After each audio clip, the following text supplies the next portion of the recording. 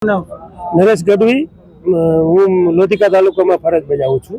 ખાસ કરીને સરકાર દ્વારા એક પરિપત્ર બહાર પાડવામાં આવ્યો છે, શું છે પરિપત્ર એવો છે કે કોપટા એક્ટ અંતર્ગત કે 18 વર્ષથી નીચેના બાળકો માટે તમાકુનું સેવન હાનિકારક છે અને એનું વેચાણ 100 મીટરની હદમાં ન થવું જોઈએ।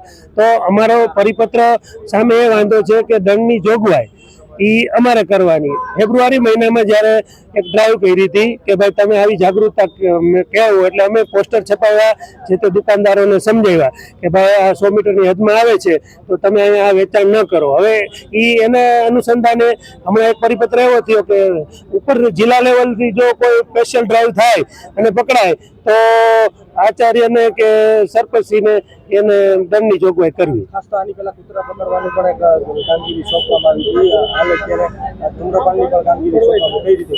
સર, અમારું મૂળભૂત કામ શિક્ષણનું છે, એનામાંથી વિમુખ કરીને અમને બીજી કામગીરીમાં જોતરવામાં આવે છે। 20 તારીખથી વસ્તી ગણતરી ચાલુ થાય છે, તો એમાં અમે રાષ્ટ્રીય કામગીરીમાં કોઈ ના નથી પાડતા, પણ આવી જે દંડની જોગવાઈ છે તો એ સ્થાનિક પોલીસ લેવલે કે ગામ લેવલે તલાટી મંત્રી હોય, ગ્રામ પંચાયત, તો એનું સંકલન સાધીને વધુ સારી કામગીરી થઈ શકે। આમાં શિક્ષણમાં કેટલી અસર થાય? શિક્ષણમાં જાજી અસર થાય સાહેબ। અત્યારે દરેક ગામમાં વસ્તી પ્રમાણે BLO હોય તો નાનું ગામ હોય તો 2 BLO હોય, એ સિવાય આ કામગીરી આપે છે સાહેબ। હમણાં SIRની કામગીરી છેલ્લા 4 મહિનામાં શિક્ષકો વર્ગમાં જઈ જ નથી શીખ્યા SIRમાં।